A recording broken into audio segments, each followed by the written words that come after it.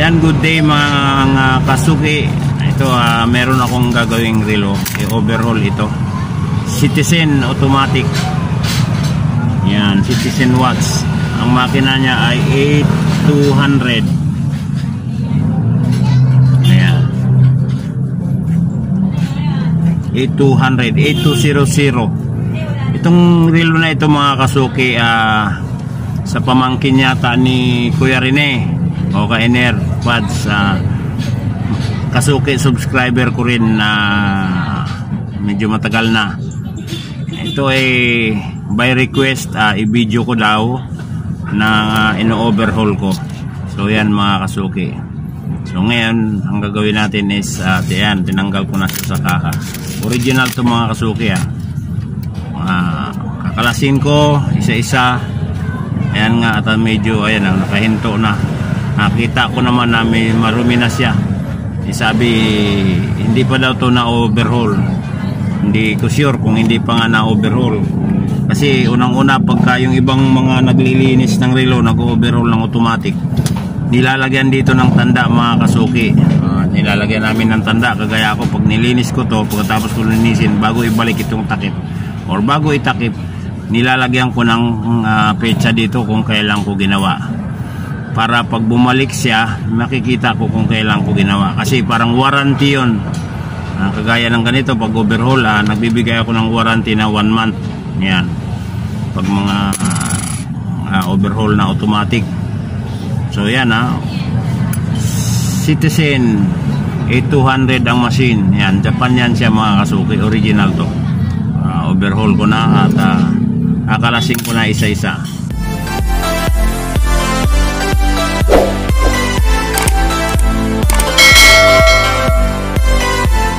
So yan ang mga kasuki, isa-isa ko nang kinakalas. Ayan. Siyempre una ko munang kinalas itong mga kamay. Ayan. Tapos itong kasunod, itong dial. So itong mga kamay, tapos itong dial or mukha. Tapos yan na.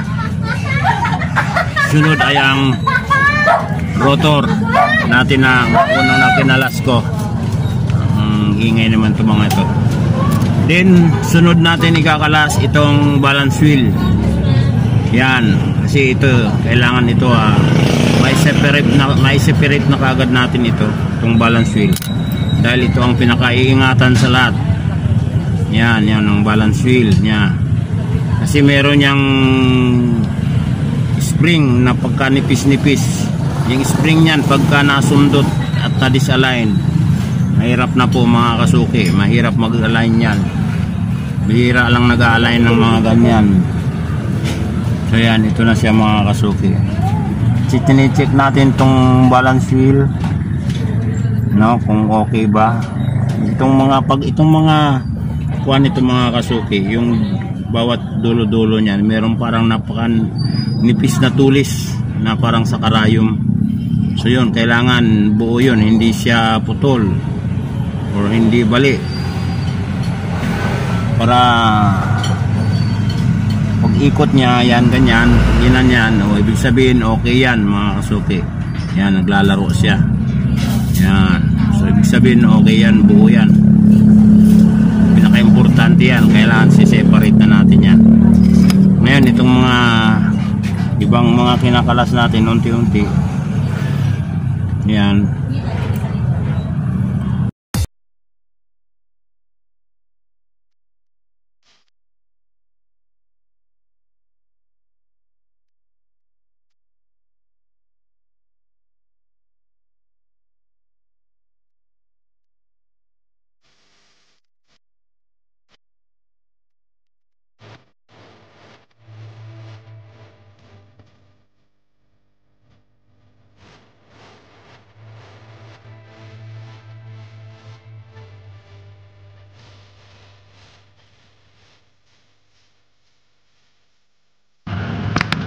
Ayan, mapapansin niyo may isang pyesa na naiwan, nakadikit.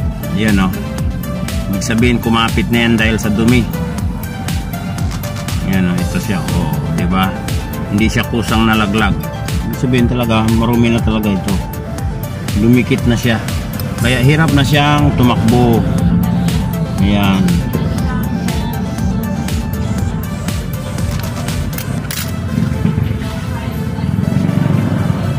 So yan mga kasuki, ito na no. Ito na Kuya Rene. Ito na lahat yung mga piyesa. Ayan. Nakalagay na sa panglinis. Talagang makikita natin na ito hindi pa talaga nalilinis. Makita nyo naman ang dumi oh. Takip to ng barrel drum. Ayan oh, dumi.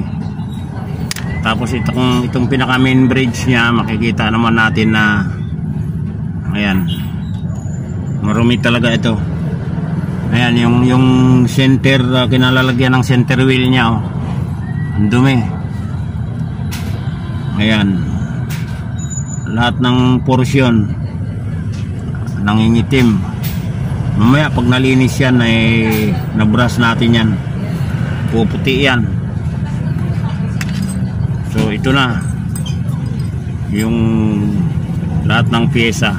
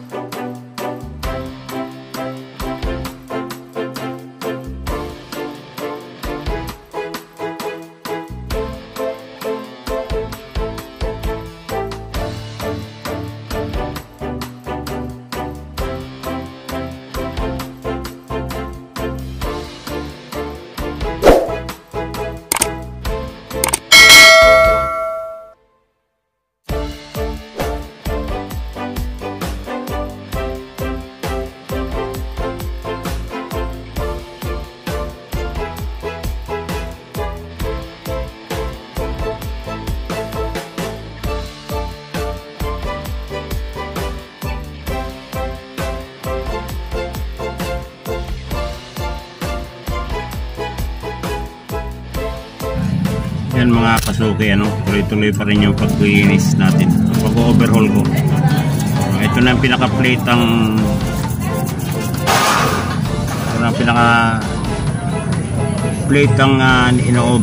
nililinis ko. Kita naman natin kanina na napakadumi nito. Lalo na yung mga yung mga may jewels. Kailangan mabrush yan para matanggal yung mga duming mga naipon doon.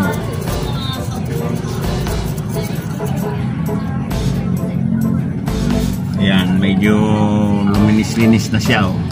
Hindi katulad kanina ang dumi. Medyo luminis, malinis na, sabihin natin mga kasuki. Hindi medyo malinis na talaga siya. Luminis na siya.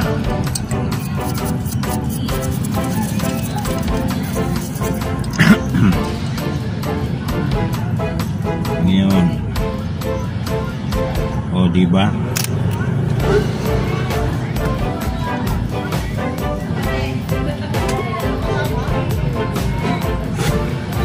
Tingnan niyo yung pinaglinisan mga kasuki oh. Ayan oh. Puti yan, pero ng kulay itim.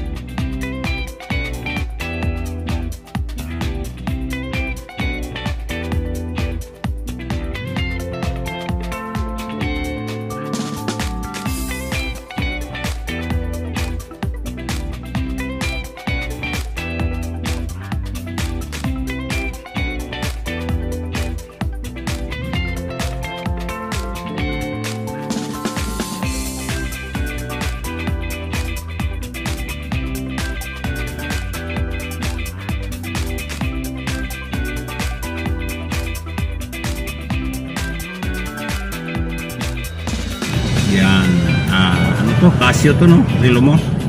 Palit battery.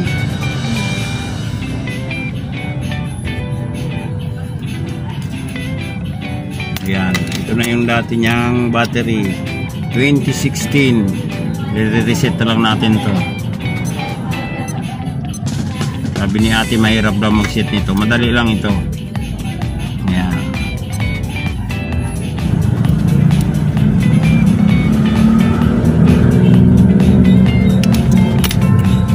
Ayun, 626.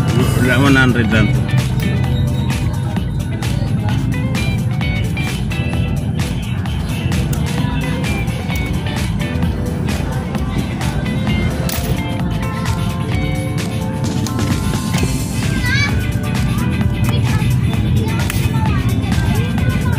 Okay, mandar na.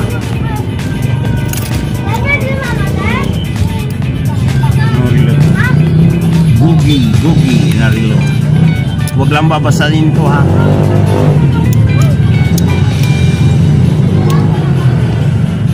Okay.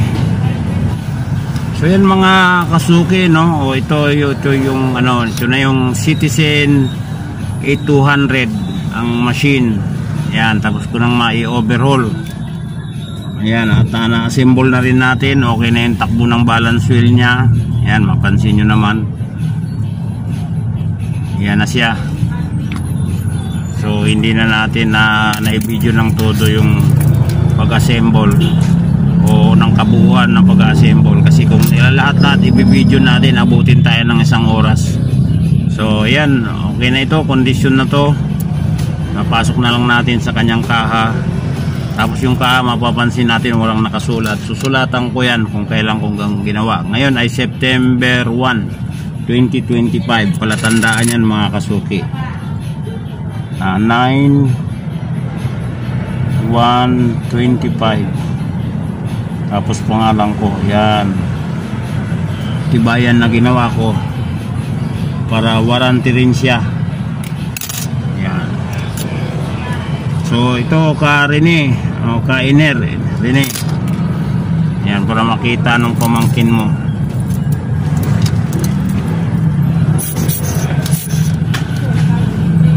Kitang-kita na talagang kinalas at inoverhaul ko.